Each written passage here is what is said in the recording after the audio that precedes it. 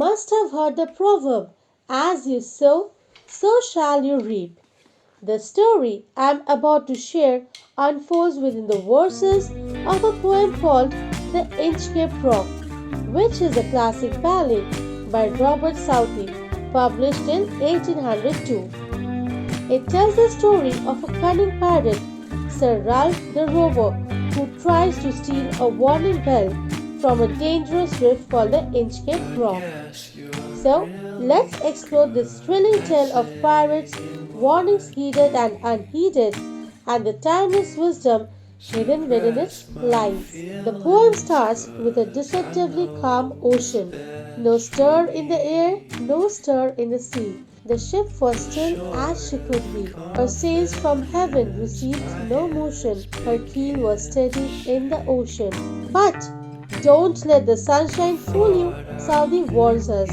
Under that sparkling surface lurks a nasty hidden rift called Inchcape Rock. Without either sign or sound of the shock, the waves flowed over the Inchcape Rock.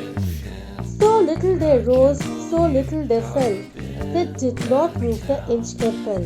Ships lured by the false sentinels have made the watery graves there, dashed to pieces on the unseen teeth of the rock. The abbot of Aberbrothock had placed that bell on the Inchcape Rock.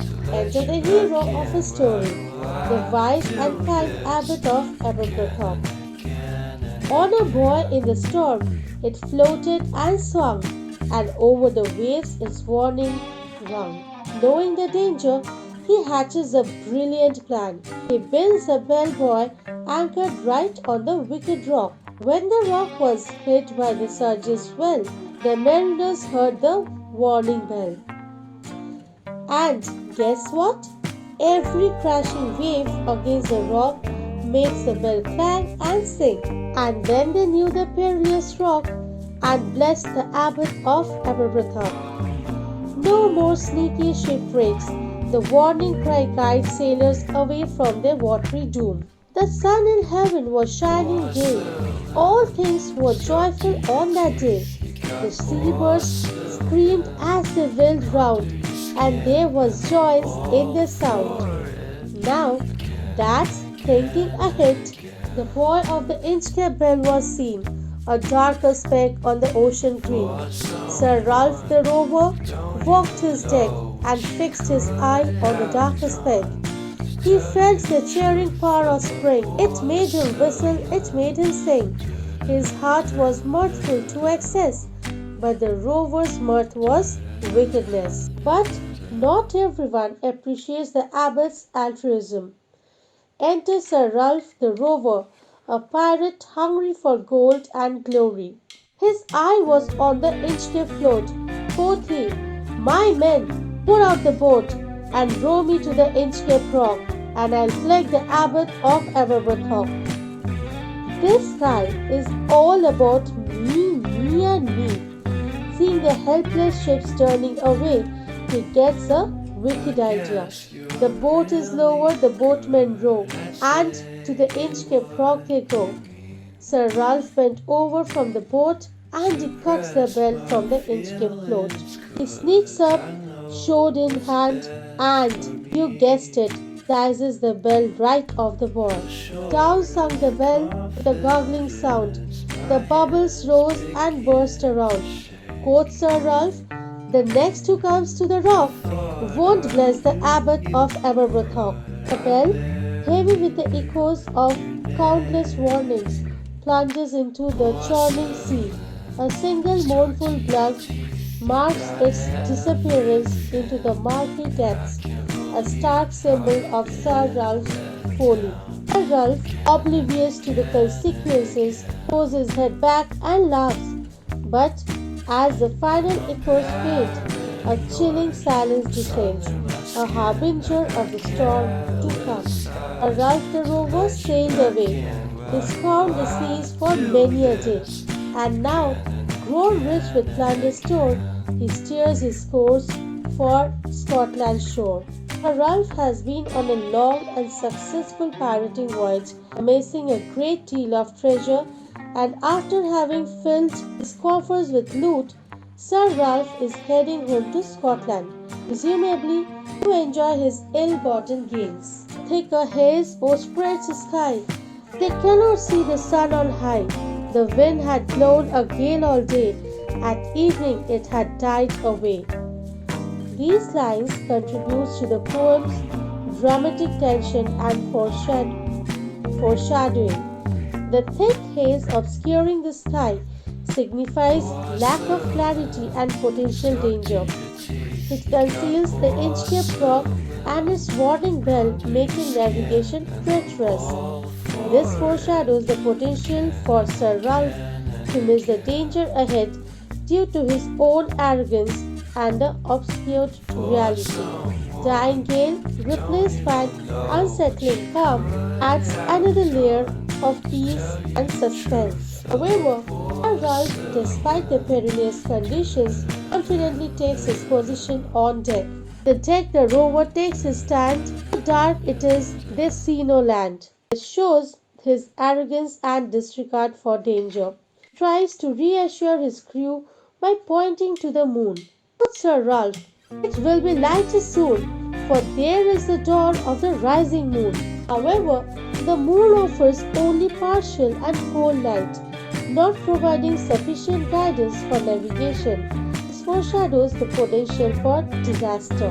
Meanwhile, one of the crew members expresses concern about their proximity, the dangerous Inchcape Rock. "Us here," said one, "the breakers roar. Methinks we should be near the shore. Now where we are I cannot tell, but I wish we could hear the Inchcape bell." Lack of warning bells tolled adds to their anxiety. This highlights the importance of the bell as a safety measure and foreshadows the consequences of its absence. Hear no sound, the swell is strong. Though the wind had fallen, they drift along. The silence emphasizes oppressive atmosphere as they navigate blindly in the fog. Shows the hidden dangers lurking beneath the surface. Drift highlights the lack of control, passively carried by the current towards an unknown threat. The vessel strikes with a shivering shock. "Oh Christ! It is the Inchcape Rock!" Meanwhile, the sudden violent impact of the ship striking the rock shattered the tense silence, evoking a visceral sense of physical and emotional trauma. Final line, "Oh Christ! It is the Inchcape Rock!" explicitly confirms their worst fear. They have collided with the Inchcape Rock, the very danger Sir Ralph ignored. This passage acts as a turning point in the poem, signifying the realization of the fatal consequences of Sir Ralph's action. It emphasizes the swiftness and severity of punishment for defying warnings and trusting in arrogance. Ralph the Rover tore his hair. He cursed himself in his despair. The waves rush in on every side. The ship is sinking beneath the tide. Karmic retribution for this callous act, removing the warning bell, the depths of his regret and physical manifestation, his agony, is depicted here, painting a vivid picture of the inevitable outcome, emphasizing the swiftness and totality of punishment. Even is his dying fear, one dreadful sound could the rover hear, reveals the sliver of his surviving pride. Even as he faces death, he yearns for some form of validation, perhaps hoping to hear the bell as if to offer him a chance of redemption. Last two lines sound as if with the Inchcape bell, the devil below was ringing his name. A chilling image that combines auditory torment with demonic judgment. It suggests that Sir Ralph's punishment transcends the physical realm, echoing through eternity as a reminder of his transgressions. The poem isn't just a pirate yarn, it's a treasure map of life lessons. Remember, listen to the warnings, be wary of greed, and learn from others' mistakes. Keep the abbot's bell ringing in your hearts. guiding you through life's treacherous waters. Hits the warnings, both gentle and fierce, and your voice will be smooth sailing. In the next episode, I will walk you through a quick summary and the lessons lying within the poem, followed by an episode dedicated to the author, characters, themes, and the historical context of the poem. All this is just to help you interpret the poem better and write quality answers based on your understanding.